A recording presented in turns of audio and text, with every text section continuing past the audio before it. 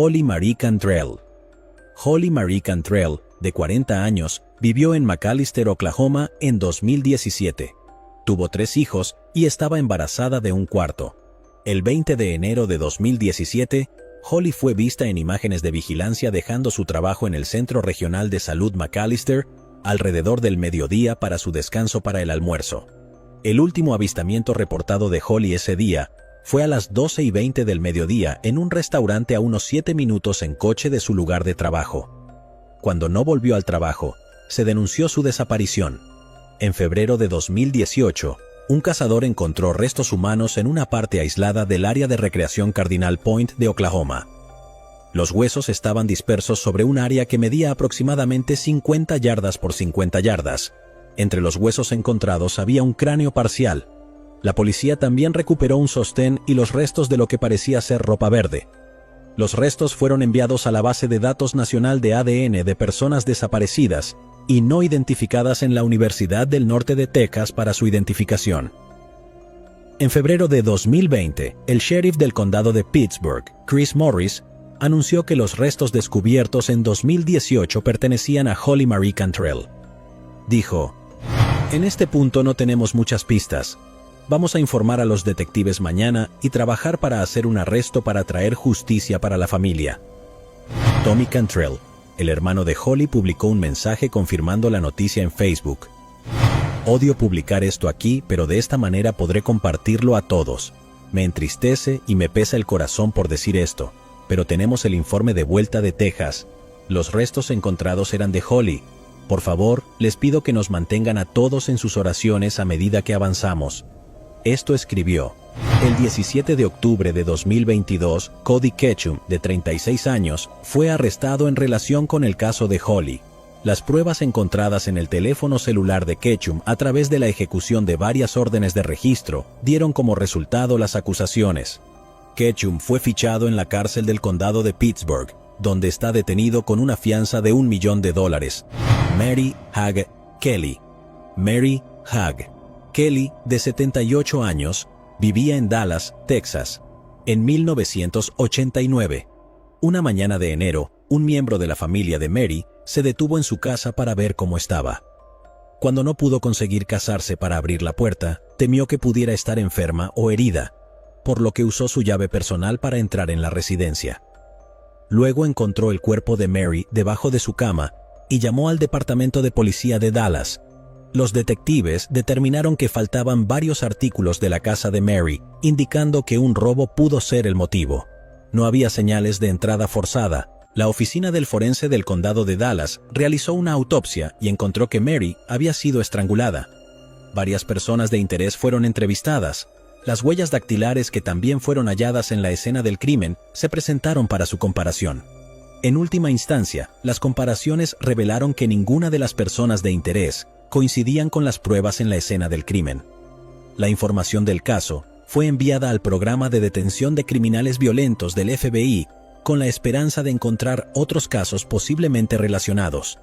Las casas de empeño fueron contactadas en toda la ciudad para buscar objetos robados de la casa de Mary. Sin testigos del crimen y con todas las pistas agotadas, el caso se enfrió. Luego, en noviembre de 2021, la oficina del fiscal de distrito del condado de Dallas se asoció con otra para ver si las pruebas avanzadas de ADN podrían proporcionar ayuda en el caso de 1989. El ADN forense de la escena del crimen fue enviado al laboratorio OTRA. Sus científicos utilizan la secuenciación del genoma de grado forense para desarrollar un perfil genealógico a partir de pruebas de ADN. El equipo interno de genealogía de OTRA utilizó el perfil de ADN para realizar una búsqueda genealógica y pudo producir pistas de investigación que fueron enviadas a la oficina del fiscal del distrito del condado de Dallas. La oficina del fiscal de distrito del condado de Dallas, que trabaja con el departamento de policía de Dallas, continuó la investigación e identificó a David Rojas, de 53 años, como el hombre responsable de matar a Mary Hagg Kelly. Fue identificado el 28 de junio de 2022. Luego, el 22 de julio, Rojas, de 53 años, fue arrestado y acusado de poner fin a su vida. El medio hermano de Rojas vivía al lado de Mary en el momento del crimen. Tenía 20 años en ese entonces. La policía localizó al medio hermano en cuestión y luego usó un paquete de 6 de cerveza Bud Light que descartó para asegurarse de que fuera el ADN de David Rojas el que se encontró en el cuerpo de Kelly. La financiación para las pruebas de ADN de Otra y la investigación genealógica se proporcionó a través de una concesión de la organización The Season of Justice. La financiación de The Season of Justice fue otorgada a Leighton D'Antoni de la oficina del fiscal del condado de Dallas. Leighton D'Antoni tenía esto que decir: trabajar con Otra y la temporada de justicia se convirtió en una obviedad. Los resultados en todo el país hablan por sí mismos. Mi trabajo es perseguir agresivamente la justicia de una manera responsable y ética. A veces, eso requiere que salgamos de los métodos de investigación tradicionales para resolver nuestros casos más difíciles. En los últimos 33 años, innumerables personas han dedicado en cientos de horas de trabajo de investigación sobre el caso frío de Mary Kelly, pero al final del día fue Otra quien resolvió este difícil caso. Otra realizó las pruebas forenses necesarias y pudo dar con esos resultados para trabajar en identificar a nuestro sospechoso.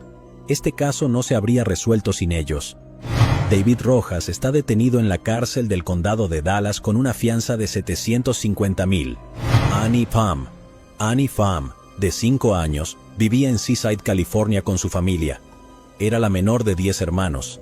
En la mañana del 21 de enero de 1982, Annie convenció a su madre de que quería caminar las pocas cuadras hasta la escuela sola. Normalmente caminaba a la escuela con su madre, pero en este día en particular, estaba lloviendo y convenció a su madre y a su hermano mayor de que quería ir a la escuela por su cuenta. Nunca llegó a su clase de kindergarten. Su cuerpo fue encontrado en la base militar de Fort Ord por investigadores del ejército 2 días después, a 1 milla de distancia de su escuela primaria, cerca de un campo de tiro. Había sido sofocada y agredida.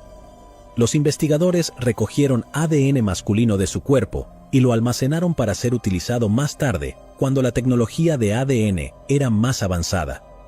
En el año 2020, el Departamento de Policía del Condado de Monterey reabrió el caso de Annie y presentó evidencia para pruebas de ADN. En 2022, se confirmó que Robert John Lenu, de 70 años, fue el hombre responsable de quitarle la vida a Annie. Su ADN coincide con el ADN encontrado dentro de su cuerpo. Era un ex soldado de Fort Ord. Lenu fue arrestado el 7 de julio de 2022 en Nevada y acusado de poner fin a la vida de Annie. El jefe de policía Nicholas Borges dijo: "El tipo es un completo monstruo, es la pesadilla de toda persona. El mundo es un lugar más seguro con este tipo fuera de las calles". Borges dice que Lenu vivía a la vuelta de la esquina de Annie y su familia. Podrías fácilmente lanzar una piedra de su casa a la suya, no hay problema. Él dijo: tenía que ir y conducir por su casa todos los días cuando salía de su casa. Todos los días en la vida de este hombre pasaba por su casa, y no hay manera de que no veas a 10 niños sobre una propiedad todos los días. Él solo vio a su presa cuando pasó. Este tipo nunca estuvo en el radar, dice Borges. Nunca este tipo estaba totalmente escondido a la vista, siempre estuvo allí. Lenu, que vive en Reno, abandonó la zona y pasó más de 20 años en prisión por delitos de agresión. Estaba en la cárcel por una violación de libertad condicional en el momento de su arresto. Borges también dijo: "Me gustaría que hubiera sido capturado antes, porque este tipo siguió con su vida solo para crear acumulación de estragos donde quiera que fuera. Así que nunca en sus sueños más salvajes pensaron que venir aquí y estar en esta linda ciudad, a pesar de que era difícil en ese entonces, daría como resultado la pérdida de su pequeño ángel". La fiscal de distrito del condado de Monterey, Janine Passione, dijo: "Un nuevo tipo de prueba de ADN que no estaba disponible para los investigadores anteriores identificó a Lenu como el sospechoso. El proceso de ADN es una tecnología más nueva, pero no se ha utilizado en una condena penal anteriormente. Esto involucra ADN que no proviene de la raíz de un cabello. Lenu se encuentra actualmente detenido en el estado de Nevada y está a la espera de su extradición a California. Todavía no se ha declarado culpable". Shelia Jones, de 42 años, vivió en Phoenix, Arizona, en 2005. Fue veterana de la Fuerza Aérea de los Estados Unidos. Shelia era conocida por sus amigos como Stevie. Uno de sus amigos cercanos era Danita Green. Danita visitó a Shelia en su casa en en la calle 19 y Glendale Avenues pocos días después de Navidad en 2005. Cuando entró en la casa, se dio cuenta de que parecía que alguien estaba doblado sobre el sofá que llegaba debajo del sofá para algo. La persona no se movió. Era difícil para Danita ver porque no había luces encendidas en la casa. Cuando se acercó, se dio cuenta de que era Shelia quien tenía sus manos atadas a la espalda. Cuando Danita se dio cuenta de que Shelia ya no estaba viva, llamó al 911.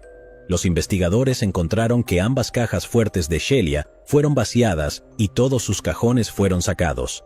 Creían que el crimen probablemente comenzó como un robo antes de que las cosas se intensificaran. Danita se expresó así sobre su amiga. Se podía oír su sonrisa cuando hablaba contigo, tenía un corazón de oro, era una persona hermosa. Recientemente, en 2022, los investigadores decidieron volver a examinar el caso sin resolver, y fueron capaces de recoger el ADN que pertenecía al sospechoso de elementos que estaban en la escena del crimen, lo que llevó a los investigadores a un hombre llamado Latoyi Clinkscale. Fue arrestado en octubre de 2022. Clinkscale fue extraditado de vuelta a Phoenix desde una prisión en Wasco, California, donde estaba cumpliendo condena por otro delito. Danita dijo que no esperaba recibir la llamada diciendo que alguien había sido arrestado en el caso de su amiga. Cuando se muestra una foto de Clinkscale, Danita dijo que nunca lo había visto antes y cree que el crimen fue al azar. Luce como alguien que si alguna vez se le acercaba diciendo que estaba deprimido, pasando por una mala racha, lo que sea, ella no dudaría en ayudar, dice Danita. Willie Butler. Willie Butler, de 65 años, vivía en La Mesa, Texas. Le encantaba jugar al golf y era descrito como un buen hombre de familia. El 10 de agosto de 2009, la hermana de Willie, Dorothy, y sus nietos fueron a la casa de Willie porque no lo habían visto en 2 días. Dorothy encontró la puerta principal cerrada, y cuando nadie vino a la puerta, sus nietos rompieron una ventana para entrar. Dorothy entonces vio a sus nietos volviendo de la casa gritando. Le dijeron que vieron a Willie boca abajo en el suelo. Los agentes de policía que llegaron al lugar confirmaron que Willie había sido abatido en su propia casa. Frustrantemente, a pesar de una investigación exhaustiva, el caso de Willie Butler se enfrió durante muchos años. El 19 de octubre de 2020, el jefe de policía de La Mesa, Josh Peterson, arrestó a Tommy Joe Manuel Jr. de 49 años de edad con relación al caso de Willie. Manuel ya estaba en el centro de detención del condado de Dawson por cargos de narcotráfico. Peterson dice que Manuel se sorprendió y en general negó todo. Peterson también dijo que llegaron a la conclusión de que Manuel era responsable cuando un teniente se encontró con su nombre en un informe, lo que dio lugar a más información, lo que afortunadamente abrió el caso después de todos estos años. Peterson dijo que no podía explicar el posible motivo en este momento, pero dijo que se puso en contacto con la familia de Willie para darles la noticia. Estaban en estado de shock. Podría describirlo diciendo que creo que tenían la mejor actitud.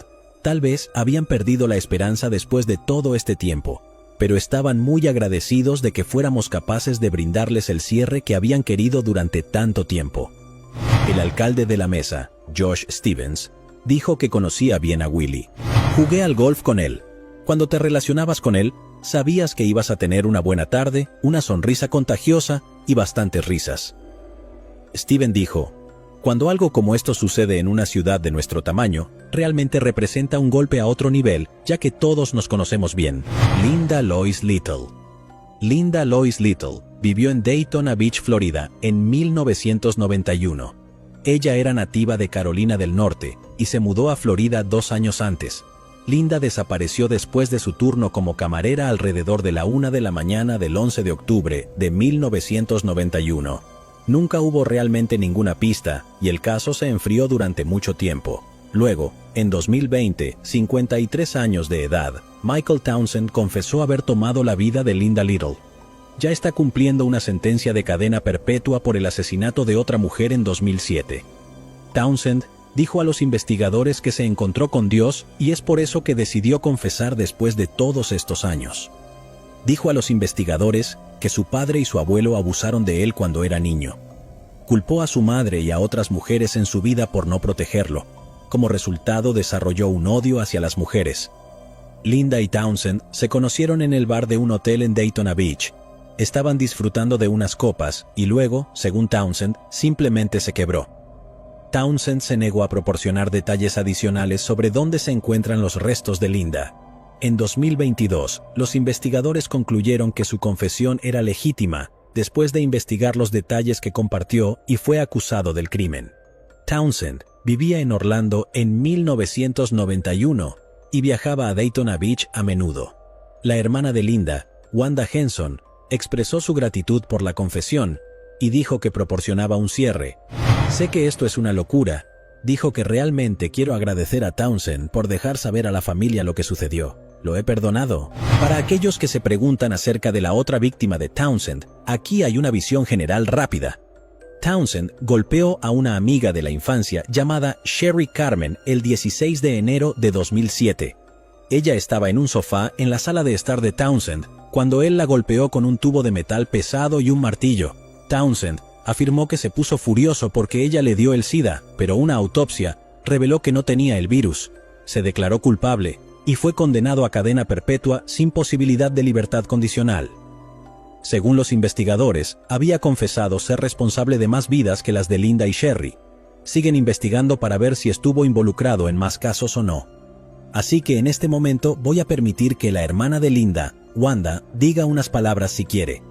Realmente aprecio que los medios estén aquí para dejar que nuestro departamento de policía obtenga el reconocimiento que se merecen, y nuestra oficina del fiscal del estado y nuestro departamento del sheriff a través de los años, permaneciendo en este caso, y nunca darse por vencido, y realmente les agradezco a todos. No hay palabras para expresarlo. Claire ha estado ahí desde el principio, y aprecio eso. Y estábamos hablando de las acciones de solo una persona. Necesitamos detener el ciclo. Necesitamos poner más amor y detener el ciclo porque solo fueron las acciones de un hombre las que han afectado a las generaciones. Ahora la nieta de Linda tiene 4 hijos pequeños de su casa que nunca vieron a su abuela, nunca vieron a una bisabuela. Solo tenemos que detener el ciclo, pero realmente aprecio a David Dinardi por haberse quedado en este caso todos estos años y tienes mi amor. Abby Williams y Libby German. Abby Williams, de 13 años, y Libby German, de 14 años, vivieron en Delphi, Indiana, en 2017. Delphi es un pueblo muy pequeño con una población de menos de 3,000 habitantes. Abby y Libby fueron las mejores amigas. Ambas tocaban el saxofón y la banda de la escuela y también jugaron una variedad de deportes, como el voleibol y el softball. Eran muy creativos y disfrutaban de las artes y oficios, la pintura, y se interesó por la fotografía. El 13 de febrero de 2017, Abby y Libby tuvieron el día libre de la escuela. Querían hacer algo divertido y tuvieron la idea de ir al puente Monon High sobre Deer Creek para tomar fotos. El puente se ha utilizado como telón de fondo para sesiones de fotos de alto nivel, fotos de la boda o simplemente para capturar la belleza de la naturaleza virgen que lo rodea. A la gente también le gusta ir a pescar, hacer senderismo o simplemente disfrutar del aire libre. La hermana mayor de Libby, Kelsey German, las dejó para que pudieran ir a tomar sus fotos. A las 2:07 de la tarde, Libby publicó esta foto aquí de Abby caminando en el puente. Después de esto no se volvió a saber de ellas. El padre de Libby llegó al área alrededor de las 3:15 de la tarde, pero no pudo ver a las dos chicas y se preocupó. Inicialmente, las dos familias buscaron a las niñas por su cuenta con la esperanza de que solo habían perdido la noción del tiempo. La policía tuvo que ser llamada y se organizó una búsqueda más grande. Alrededor de la medianoche, la búsqueda se detuvo debido al terreno áspero. A la mañana siguiente, todavía no había señales de Abby o Libby. Los oficiales, las familias y los voluntarios se dividieron en grupos y comenzaron a buscar de nuevo a las 7 de la mañana. Alrededor del mediodía, los cuerpos de la niña fueron encontrados a una media milla del puente Monon High en la orilla norte de Deer Creek.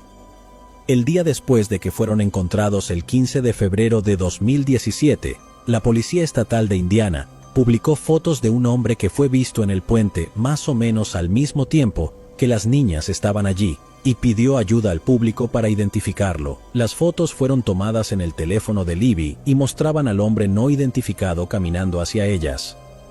7 días después, los investigadores publicaron una grabación de audio de un hombre diciendo, "Bajando la colina", pidiendo que cualquier persona que pueda identificar la voz se presente.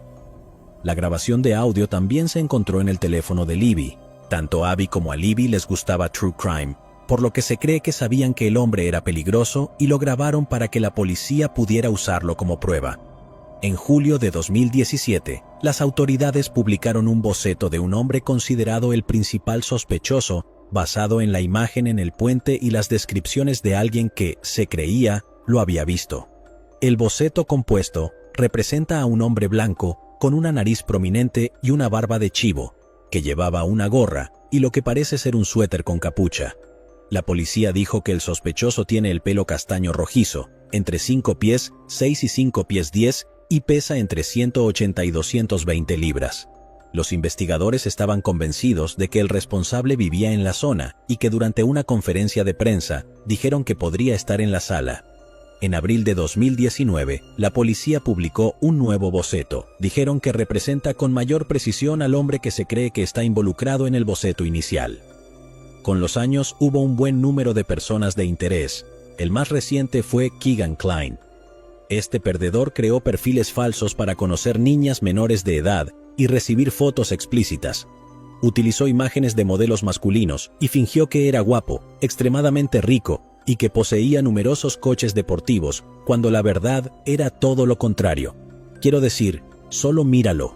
Los investigadores dicen que Keegan Kline fue uno de los últimos en comunicarse con Libby antes de que ella y Abby perdieran sus vidas. Kline supuestamente hizo planes para reunirse con Libby en el puente donde su cuerpo fue encontrado al día siguiente, pero él negó tener algo que ver con lo que sucedió y no ha sido acusado en relación con el caso Delphi. Luego, el 28 de octubre de 2022, Richard Matthew Allen, de 50 años, fue arrestado y acusado de tomar las vidas de Abby y Libby. Allen trabajaba como técnico de farmacia con licencia en la tienda local de CVS antes de su arresto. Se declaró inocente en su audiencia inicial. La abuela de Libby, Becky Patty, dijo a los periodistas el 31 de octubre, cuando se hizo el anuncio de su arresto por primera vez, que Allen había procesado una vez fotos para su familia en CBS, pero no los acusó. Los carteles, que buscaban información sobre el caso de Abby y Libby, todavía estaban colgados en la ventana de la tienda CBS donde Allen trabajaba cuando fue arrestado. CBS emitió una declaración a raíz del arresto de Allen, diciendo que la compañía está conmocionada y entristecida al saber que uno de nuestros empleados de la tienda fue arrestado como sospechoso en estos crímenes. Estamos dispuestos a cooperar con la investigación policial en todo lo que podamos. El superintendente de la Policía Estatal, Doug Carter, dijo que la investigación se encuentra lejos de estar completa e instó a los miembros de la comunidad a seguir presentando información. Las pruebas contra Allen están selladas para evitar poner en peligro la integridad de su investigación. Se ha programado una audiencia preliminar para el 13 de enero de 2023, con una fecha de juicio fijada para el 20 de marzo de 2023. Aquí hay una foto de Allen sonriendo frente a un boceto policial de sí mismo en diciembre de 2021 en un bar local en Delphi. La hermana mayor de Libby, Kelsey German, quien ha hecho un trabajo increíble creando conciencia no solo sobre el caso Delphi, sino muchos otros, dijo esto en Twitter. Todas las partes son inocentes hasta que se demuestre su culpabilidad. Por favor, no le desees mal a nadie ni condenes a nadie antes de que haya un juicio. En este momento ha habido un arresto, pero la investigación no ha terminado. Sandra Di Felice. Sandra Di Felice, de 25 años, vivía en Las Vegas, Nevada en 1980 con una compañera de piso. Era la madre de una niña de 3 años. El 26 de diciembre de 1980, el cuerpo de Sandra fue encontrado dentro de su casa en el este de Las Vegas. Las pruebas en la escena del crimen sugirieron que había sido ultrajada. El ADN perteneciente a un hombre desconocido fue recogido de su cuerpo por los investigadores y almacenado para ser utilizado en una fecha posterior. Los investigadores interrogaron a un hombre llamado Paul Nuttall. El compañero de habitación de Sandra dijo a la policía que lo vio de pie fuera de la casa más temprano ese día. Nuttall preguntó si podía dormir dentro de la casa, ya que no tenía a dónde ir. La compañera le dijo que no podía permitir eso porque Sandra estaba en la casa y no lo conocía bien. El caso se enfrió y permaneció así durante mucho tiempo, hasta que los detectives lo revisaron en febrero de 2021. Los oficiales volvieron a presentar las pruebas para analizarlas usando nueva tecnología de ADN. El ADN encontrado bajo las uñas de Sandra coincide con una muestra reciente de Nuttall que los detectives le habían tomado en octubre de 2021. Los oficiales también encontraron un vaso en la casa de Sandra con una huella digital que más tarde descubrieron que coincidió con Nuttall, así como numerosos cabellos negros u oscuros en su estómago. El 31 de octubre de 2022, el Departamento de Policía de Las Vegas anunció que Paul Nuttall, de 64 años, fue arrestado en relación con el caso de Sandra. Nuttall fue reservado en el centro de detención del condado de Clark, en Las Vegas, y debe comparecer ante el tribunal el 2 de noviembre de 2022 para una audiencia sobre sus cargos. Jamie Lynette Jassy. Jamie Lynette Jassy, de 31 años, vivió en Pinon, Arizona, en 2019. Provenía de una pequeña ciudad que formaba parte de la nación Navajo. Jamie trabajaba como asistente de enfermería y salía con Trey James, un miembro de la nación Navajo. Jamie no se presentó al trabajo el 1 de julio de 2019, de modo que 5 días después, y sin rastro de ella, su madre denunció su desaparición. Los investigadores decidieron enfocarse en Trey, el novio de Jamie, y encontraron que tanto ella como él estaban viendo a diferentes personas en la época de su desaparición. La hermana de él dijo a los detectives que había recibido un mensaje de Facebook de Jamie, afirmando que James le había disparado 2 veces, sin aciertos, y la persiguió hasta la casa. El hermano de ella le dijo a las autoridades que él y su novia habían estado bebiendo con Jamie y James la noche anterior a su desaparición. Contó que él había mostrado una pistola negra calibre 45 de 9 milímetros que había recibido por su cumpleaños. Días después de la desaparición de Jamie, James acampó en la casa de su tía. Los familiares denunciaron a los investigadores que estaba en posesión de una pistola y que actuaba de forma agresiva, nerviosa y paranoica. La sangre de Jamie, presuntos productos de limpieza, una pistola, un colchón manchado y casquillos usados fueron encontrados en la casa compartida de la pareja después de 2 registros. Los familiares de él dijeron a los investigadores que calificaban la relación tóxica de la pareja como violencia doméstica. Su hermana y su tía describieron a Trey como abusivo y agresivo con respecto a Jamie, lo que llevó a su desaparición. Los compañeros de trabajo de Jamie también dijeron a los investigadores que ella había estado teniendo problemas con James. Un colega divulgó que Jamie le había enviado una foto de sí misma con un ojo morado el año antes de su desaparición. El padre de James también le dijo a los detectives que su hijo era responsable de la desaparición de Jamie. Durante el interrogatorio, señaló las infidelidades mutuas de la pareja. Supuestamente declaró que su hijo había admitido que había metido la pata y que Jamie había estado jugando con otros chicos. Estos investigadores creían que James había matado a tiros a Jamie en la casa de la pareja en las primeras horas de la mañana del 1 de julio de 2019, después de discutir sobre infidelidad. Sin embargo, sin un cuerpo que probara la culpabilidad de James, fue difícil y el caso se enfrió por un corto tiempo. Luego, en noviembre de 2021, los restos óseos incompletos de Jamie fueron descubiertos en la reserva Hopi, justo al suroeste de Pinon, Arizona. Una autopsia confirmó la sospecha de que Jamie había recibido un disparo mortal con una herida de bala en la cabeza. El tipo fue interrogado por los investigadores en enero de 2022, pero negó nuevamente haber sido áspero con Jamie. Le dijo a los agentes del FBI que la última vez que vio a su novia fue cuando estaban bebiendo en la casa de la pareja con el hermano de ella y su novia. En agosto de 2022, Trey James fue arrestado en relación con el caso de Jamie y fue acusado de quitarle la vida. James, de 30 años, también tuvo que enfrentar 6 cargos adicionales: secuestro, porte de un arma, 2 cargos de asalto por estrangular a una pareja íntima, un cargo de asalto por asfixia a una pareja íntima y un cargo de asalto con un arma peligrosa. El Departamento de Justicia afirmó lo siguiente en una declaración el 5 de agosto de 2022. La Oficina del Fiscal de los Estados Unidos para el Distrito de Arizona está comprometida con abordar la violencia persistente sufrida por las familias y comunidades indígenas en el estado de Arizona, incluso colaborando con las naciones tribales para cubrir los importantes problemas de las personas indígenas desaparecidas en los actos de violencia doméstica. El presidente de la nación Navajo, Jonathan Ness, también emitió un comunicado donde declaró: "Seguimos orando por la familia y los amigos de Jamie. Con el reciente desarrollo, esperamos que estemos un paso más cerca de proporcionar un cierre para la familia y que puedan seguir sanando". nuestras fuerzas del orden y los investigadores de criminales continúan ofreciendo apoyo al FBI para llevar justicia para Jamie y sus seres queridos. James compareció ante el tribunal para una audiencia de detención el 8 de agosto de 2022. En concreto, un juez ordenó que fuera detenido sin fianza hasta el juicio. Aunque él se declaró inocente según su abogada Roberta McVickers, si acaba siendo condenado, se enfrenta a cadena perpetua. Alfred McMurray. El 30 de agosto de 2010, los diputados de la oficina del sheriff de Broward respondieron a una llamada de un incidente sospechoso en la 386 de la calle 34 al noreste en Oakland Park, Florida. Cuando llegaron, descubrieron a un hombre boca abajo con una herida de bala. La víctima fue identificada como Alfred McMurray. El vehículo de Alfred y otras pertenencias desaparecieron de la casa. Los investigadores pudieron reunir pruebas forenses de la escena del crimen, incluyendo elementos que contenían ADN del culpable. Los detectives realizaron numerosas entrevistas e hicieron pruebas en los artículos, pero no pudieron identificar a un claro sospechoso. La camioneta Toyota Tacoma plateada de 2006 de Alfred, que fue robada, fue encontrada en un complejo de apartamentos de Lauderhill. La madre de Alfred, June McMurray, se expresó de esta manera con respecto a su hijo.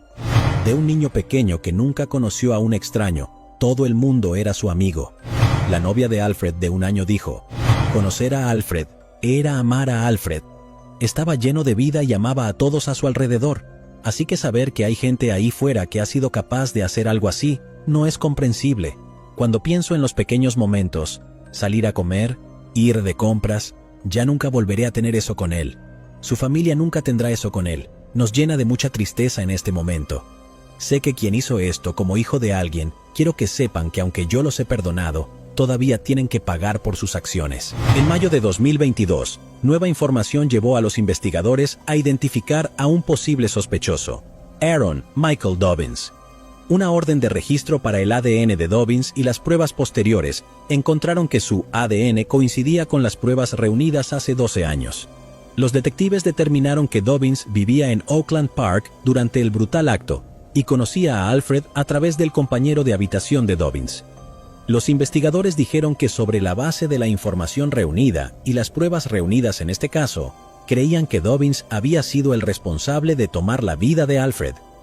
Dobbins fue arrestado en el condado de Hillsborough, Florida, el 22 de septiembre de 2022 y fue extraditado al condado de Broward. Actualmente, está detenido sin fianza en la cárcel principal del condado de Broward. Los investigadores creen que un robo pudo haber sido el motivo, pero también es posible que sean drogas, ya que Alfred era un usuario.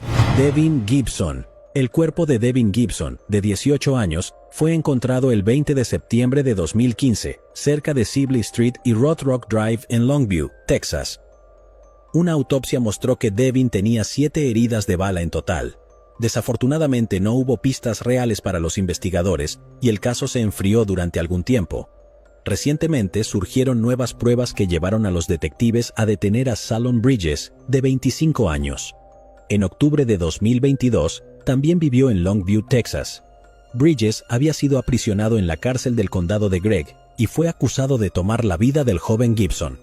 Aún no sabemos si los dos se conocían y por qué Bridges hizo lo que hizo. Los investigadores no han revelado cuál es la nueva evidencia que los llevó a arrestar a Bridges. En una entrevista del padre de Devin, Demetrius Watson, habló sobre los planes de su hijo antes de que su vida fuese quitada. Mi hijo estaba muy avanzado. Tiene un hermano en Tyler, quien asistía a la escuela en Texas College y jugaba al fútbol universitario a un gran nivel. Había planeado ir a Tyler y estar en esa escuela con su hermano. Mi hijo tenía planes de ser alguien. Quería ir a la universidad. Sandra García. El 30 de septiembre de 2003, el cuerpo de Sandra García, de 51 años, fue encontrado tendido en el suelo de su casa en el sureste de la ciudad de Oklahoma, con sangre seca en la cara. El Departamento de Policía de Oklahoma publicó en Facebook diciendo que Sandra había sido golpeada y apuñalada varias veces en su casa. Lamentablemente, también se reveló que no tenía familiares ni amigos conocidos. La única persona que conoció a Sandra fue su exgerente de la tienda, Melissa Woods, quien dijo: «Una vez que se convertía en tu amiga, ella era verdaderamente tu amiga. Ella te daría la camisa de su espalda». Melissa Woods también dijo que esperaba que la persona responsable de tomar la vida de Sandra fuera encontrada y que se pudiera hacer justicia. Los investigadores recogieron huellas dactilares en la escena del crimen y elementos con ADN, el cual podría pertenecer al culpable. Desafortunadamente, el Departamento de Policía de la ciudad de Oklahoma no tenía ninguna pista hasta que el caso fue revisado nuevamente en 2017 por la Oficina del Fiscal de Distrito del Condado de Oklahoma y la Unidad de Casos sin resolver del Departamento de Policía de Oklahoma. Gary Knight, que trabaja para el Departamento de Policía, dijo que con las novedades en la tecnología de ADN fueron capaces de hacer avances. Los investigadores descubrieron que la evidencia de ADN se remontaba a dos hombres, Andrew Louis Canaday y David James. Gary Knight explicó que la evidencia de ADN no es el todo ni el final en el caso. Encontramos su ADN en la escena, pero no nos dice exactamente qué papel jugaron en el crimen, aunque pudimos juntar las piezas. No fue hasta una entrevista con Canaday, el 10 de mayo de 2022, que los investigadores obtuvieron suficiente información para presentar cargos. Lo peor es que Canaday ya estaba cumpliendo condena en prisión por otro delito grave de 2018. Fue fichado por 5 cargos de delito grave: conducir intoxicado, posesión de sustancias peligrosas, falta de seguro, obstruir a un oficial y conducir con una licencia que había sido revocada. Canaday tiene una larga historia de entrar y salir de la sala aparte de estos cargos. Janes, por otro lado, se quitó la vida en Dallas, Texas, en septiembre de 2004. Gary Knight dijo que suponen que James fue quien tomó la vida de Sandra y Canaday era un accesorio. Jessica Pisano, que es la directora de servicios para víctimas de sobrevivientes de homicidios, dijo: "Una de las cosas que realmente me afectó más que no tener amigos o familiares a quienes contactar, es que no pude encontrar una foto de ella en ningún lado. Creo que incluso muestra su tipo de aislamiento y que tal vez las personas que estaban cerca de ella ya habían fallecido". Pisano expresó: "Los casos sin resolver como el de García son difíciles de afrontar para familiares y amigos incluso después de que se resuelvan. Algunas personas ni siquiera sienten que hay un cierre. Es solo un proceso paso a paso y luego, cuando empiezas a hablar de casos que se enfriaron o que han pasado por un largo periodo de tiempo, es aún más estresante para las familias. El caso sin resolver está en desarrollo, sin embargo, le permite a sus seres queridos comenzar el periodo de duelo", prosigue Pisano. Muchas veces, cuando estos casos no se resuelven por un largo periodo de tiempo, las familias ni siquiera pueden llorar adecuadamente.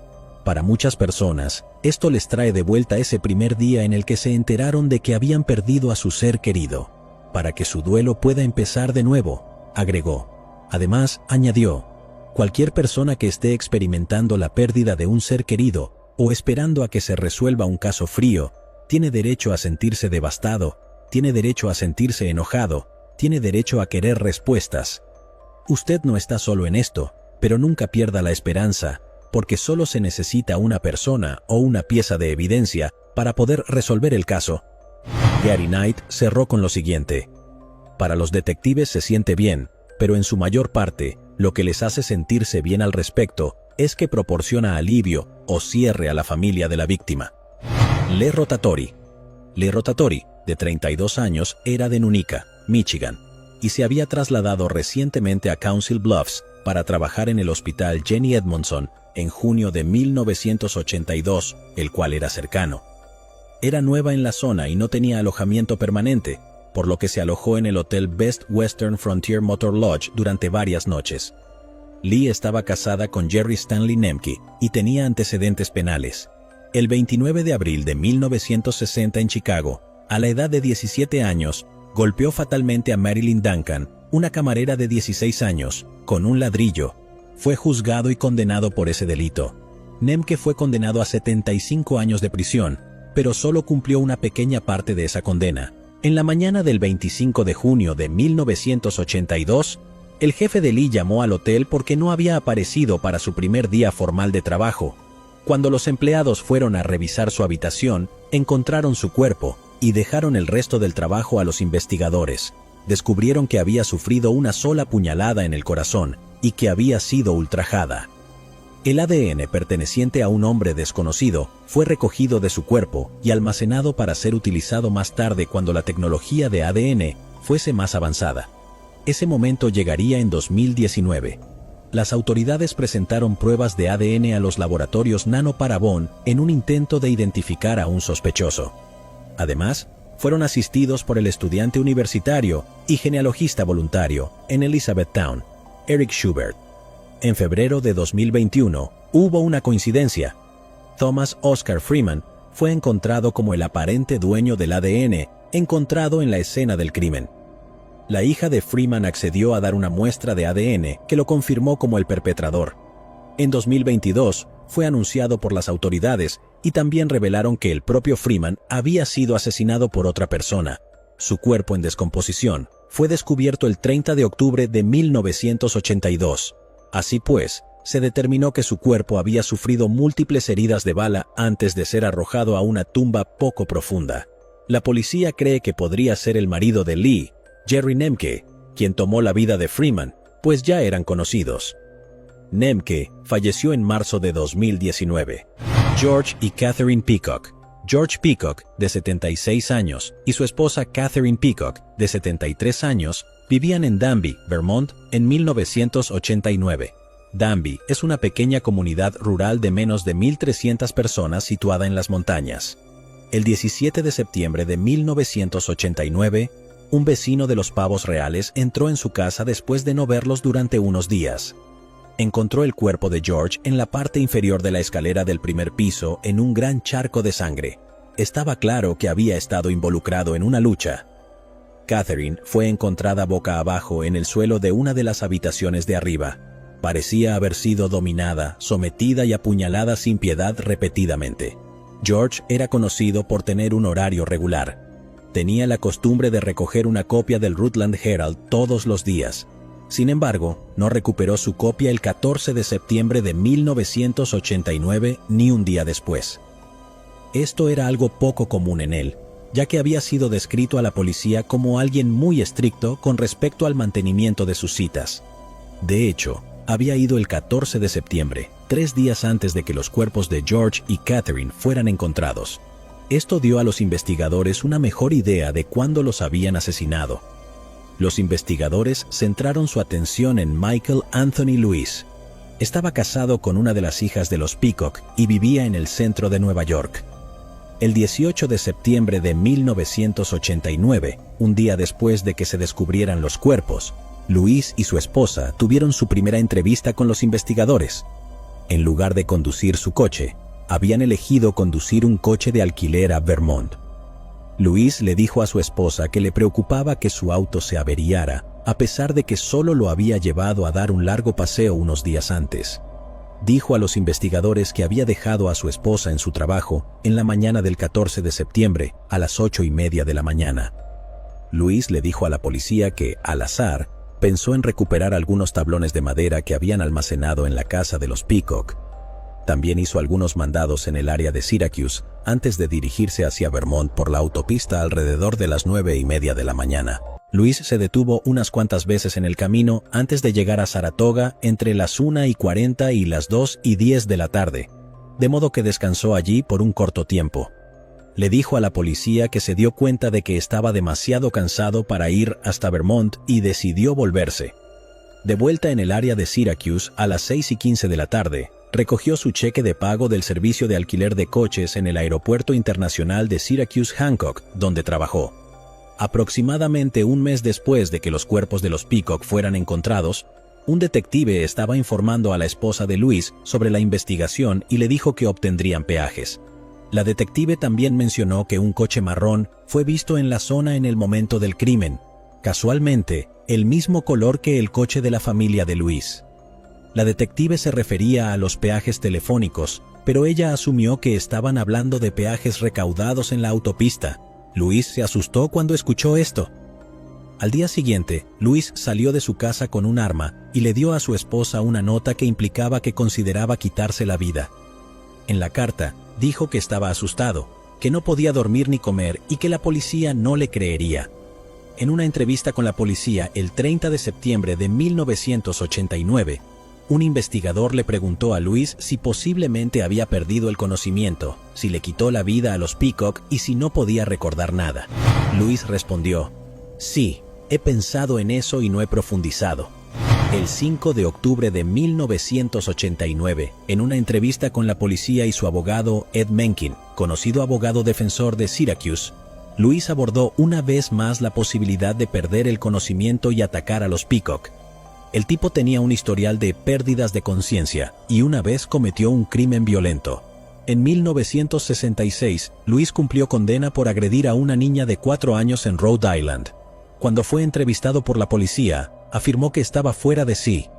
Durante el interrogatorio del 5 de octubre, dijo que pensó mucho sobre si era posible que haya perdido la conciencia, pero estaba seguro de que no iría a Vermont y los lastimaría. La esposa de Louise había firmado un formulario de consentimiento que permitía a la policía registrar a su Chevrolet Celebrity. Los agentes le informaron que no debía decirle a Louise que el vehículo sería registrado, por lo que no podía destruir ninguna evidencia potencial. Ella trajo el Chevrolet para ser analizado. La policía reunió 17 piezas de evidencia para el examen de laboratorio. Uno de los artículos en la alfombra del piso delantero del lado del conductor parecía tener una pequeña mancha de color marrón rojizo. El laboratorio de la Policía Estatal de Vermont confirmó que el lugar era un pequeño depósito de sangre. Desafortunadamente, para crear un perfil de ADN, la muestra era demasiado pequeña para la tecnología del momento. En 1992, la sobrina de Louise, Patricia Gannon, dijo a los investigadores que Louise le dijo a ella y a su esposa que había ido hasta Vermont, pero no dijo nada sobre lo que había sucedido. En mayo de 2020, 2 detectives con la Policía Estatal de Vermont comenzaron a revisar de nuevo el caso sin resolver. Los detectives volvieron a presentar varias pruebas físicas al laboratorio forense, con la esperanza de que los avances en pruebas y tecnología pudieran resolver el misterio. Una de las pruebas que presentaron era de la alfombra del piso delantero del lado del conductor del Chevrolet Celebrity marrón de Louise. Como el químico estaba examinando la estera del suelo, observó que la sangre había sido extraída, y la nueva prueba de la zona no dio resultados. El químico investigó los archivos de los casos y descubrió que la mancha fue removida durante una ronda anterior de pruebas de ADN en el año 2000. Por suerte, un extracto de ADN de la muestra fue preservado en un paquete de papel de aluminio y el congelador permanente de pruebas dentro del laboratorio de Vermont. El químico presentó el extracto de ADN para su revisión el 14 de mayo de 2020. El 19 de octubre del mismo año, los investigadores recibieron informes del laboratorio forense. Concretamente, el reporte reveló que la sangre en la alfombra del piso era una mezcla de al menos 2 individuos. El principal perfil de ADN encontrado en la muestra coincidió con el ADN de George Peacock, según los documentos judiciales. Se determinó que el otro ADN de la mezcla era inadecuado para la interpretación.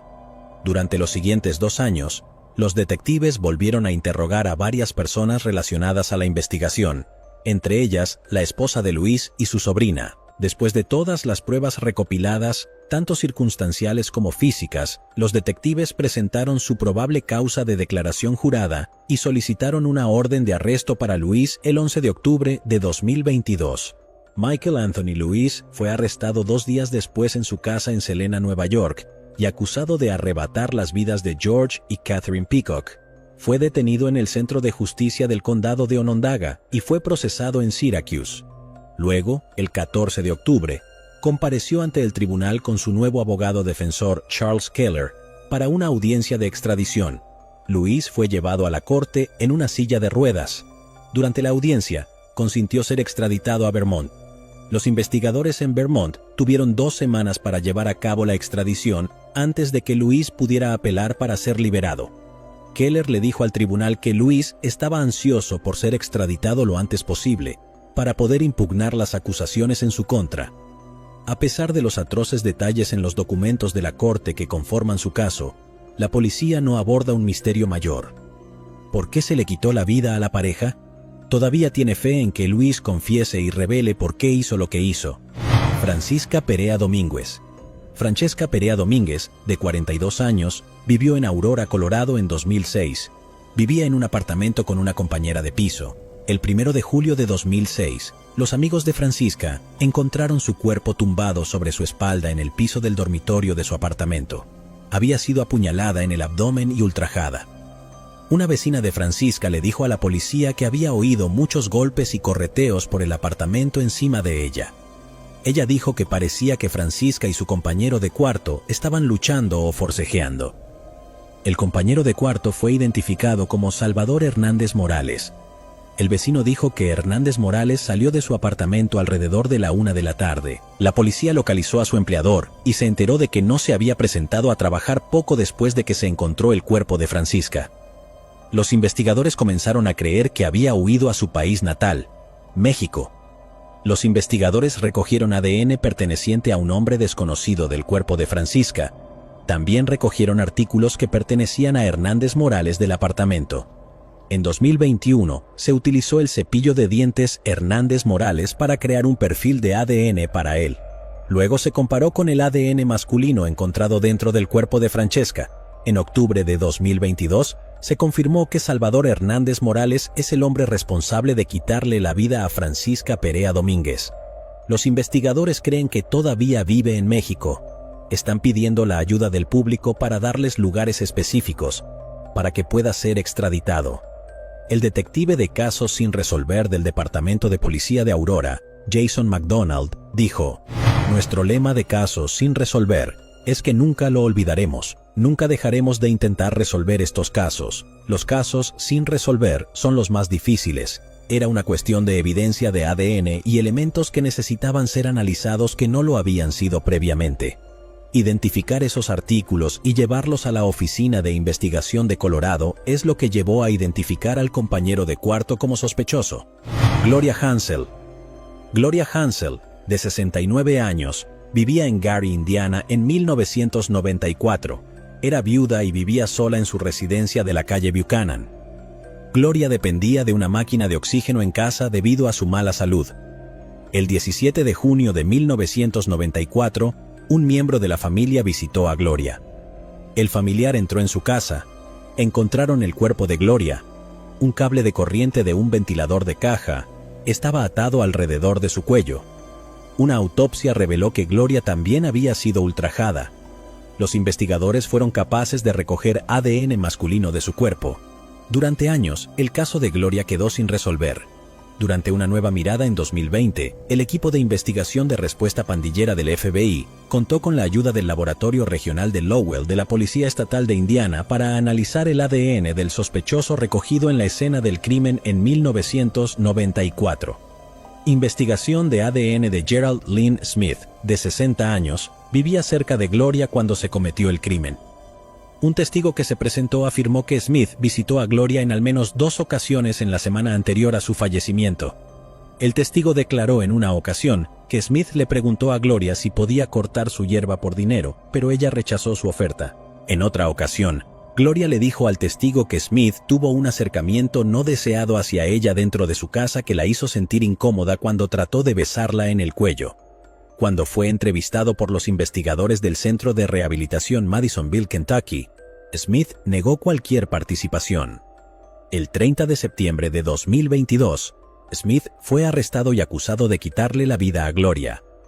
El FBI reconoció el trabajo de varias agencias policiales, incluyendo el Departamento de Policía de Gary, la Unidad de Escena del Crimen del Departamento de la Policía del Condado de Lake y funcionarios del Condado de Hopkins, en Kentucky. Smith aún no se ha declarado culpable. Tenía 32 años cuando ocurrió el crimen. Renee y Andrew McRae. Renee McRae, de 36 años, vivía en Inverness, Escocia, en 1976. Estaba casada con Gordon McRae, aunque ambos estaban separados. Renee tenía 2 hijos, Gordon de 9 años y Andrew de 3 años. Además, era descrita como una madre devota. El 12 de noviembre de 1976, Renee dejó su casa con sus 2 hijos. Dejó a Gordon en la casa de su marido y después de eso, giró hacia el sur en la A9, que es una carretera importante en Escocia. El plan aparente era visitar a su hermana en Kilmarnock. Esa fue la última vez que Renee y su hijo Andrew fueron vistos vivos. Más tarde esa misma noche, un conductor de tren vio el BMW de Renee en llamas en un lugar aislado. Cuando la policía llegó a la escena del vehículo, este estaba carbonizado y vacío. A un lado había una alfombra manchada con sangre que coincidía con el tipo de sangre de Renee. Lo que siguió entonces fue una extensa investigación. La desaparición de Renee y Andrew se hizo notoria en Escocia. Los investigadores concluyeron que los dos ya no estaban vivos y que el culpable había hecho planes cuidadosos, habiéndose deshecho de los cuerpos sin dejar ninguna pista. Los testigos de la A9 informaron haber visto a un hombre arrastrando algo que pensaban que era una oveja no lejos de donde se encontró el coche. Curiosamente, se informó que Renee llevaba un abrigo de piel de oveja cuando desapareció. Mientras la policía investigaba, se hizo evidente que la vida personal de Renee no era sencilla. En 1971, sin el conocimiento de su marido Gordon, Renee comenzó a tener una aventura con William McDowell. William trabajó para Gordon McRae como contador y secretario de la compañía. Estaba casado y tenía 2 hijos. Nadie sabía de la aventura excepto la mejor amiga de Renee, Valerie Stevenson. Valerie reveló que Renee no había estado planeando visitar a su hermana esa noche, pero tenía la intención de viajar a Perthshire para visitar a William McDowell. Los investigadores también se enteraron de que el padre de Andrew, el hijo menor de Renee, era McDowell y no su marido, Gordon McRae. Renee había confiado por primera vez a su amiga Valerie sobre su conducción de una aventura en la primavera de 1973, cuando se había quedado embarazada de Andrew. William McDowell admitió su aventura, pero no ha hablado del caso desde entonces, excepto para negar cualquier implicación. La revelación del asunto de Renee de 4 años llevó a los investigadores a admitir que el caso estaba sumido en un mar de engaños y falsedad desde el principio. El detective sargento John Cathcart coordinó la búsqueda y después de 8 meses tuvo un gran avance. Mientras excavaban la cantera de Dalmagarry, fue impactado por un fuerte hedor después de quitar una capa de tierra vegetal. Estaba convencido de que era una señal de los cadáveres, así que continuó cavando. Desafortunadamente, no pudo encontrar nada concluyente, y el caso se enfrió. En 2004, los investigadores decidieron volver a examinar un documento que despertó un renovado interés en el caso en toda Escocia. También en 2004, el jefe de policía Ian Latimer lanzó una revisión de casos sin resolver, lo que implicó un gasto de 122.000 libras que se invirtieron en una excavación de la cantera de Dalmagarry. En el transcurso de 3 semanas, se habían excavado 20.000 toneladas de tierra de la cantera y se habían retirado 2.000 árboles. Lo único que se encontró fueron 2 paquetes frescos, ropa de algunos hombres y huesos de conejo. En agosto de 2006, se habían gastado 250.000 libras para volver a investigar el caso. Más recientemente, la investigación se centró en la posibilidad de que los cuerpos fueran enterrados bajo la carretera A9. Una portavoz de la Policía del Norte dijo que después de estudiar las fotografías aéreas tomadas por la Real Fuerza Aérea durante la construcción de la A9, estaban satisfechos de que los cuerpos no estuvieran enterrados bajo la carretera. En septiembre de 2019, detectives del equipo de investigación principal de la policía escocesa arrestaron a William McDowell, de 77 años, en relación con el caso. En noviembre de 2021, McDowell, que para ese entonces tenía 80 años, fue declarado apto para ser juzgado en Inverness en 2022. Luego, en septiembre de 2022, más de 45 años después de la desaparición, McDowell fue encontrado culpable de tomar las vidas de Renee y Andrew McRae. Fue sentenciado a un mínimo de 30 años de prisión. Muchas pequeñas pruebas contra él fueron proporcionadas durante el juicio. Un testigo dijo que McDowell fue visto limpiando el maletero de su auto días después de la desaparición de Renee y Andrew. Un criminal convicto dijo que McDowell le pagó en efectivo para rociar a Renee y Andrew con ácido. También se reveló que McDowell había hecho 4 declaraciones a la policía. En una declaración admitió que era responsable, pero más tarde cambió su historia. Otro testigo afirmó que vio a un hombre que resultó ser McDowell en el área donde se encontró el coche en llamas de Renee. El detective inspector jefe, Brian Geddes, quiso decir esto después de la condena. La familia y amigos de Renee y Andrew han esperado décadas por la justicia, y espero que el resultado en la corte hoy les proporcione de alguna forma un cierre. Se han mantenido con absoluta dignidad a través de todo y están muy inmersos en mis pensamientos hoy.